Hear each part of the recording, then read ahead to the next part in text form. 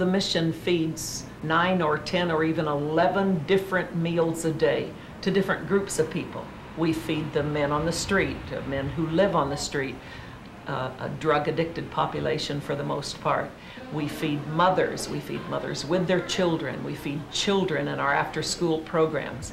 We feed hot meals in our dining room, and then we also have sandwiches available at any hour.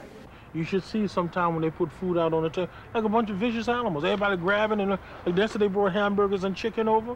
I thought it was a bunch of cave people there at the table. I mean, chicken bones flying there, burgers, bread flying. So people throw their crutches down, all of a sudden they can't walk, but when they see those burgers fall, you know, the whole thing done changed.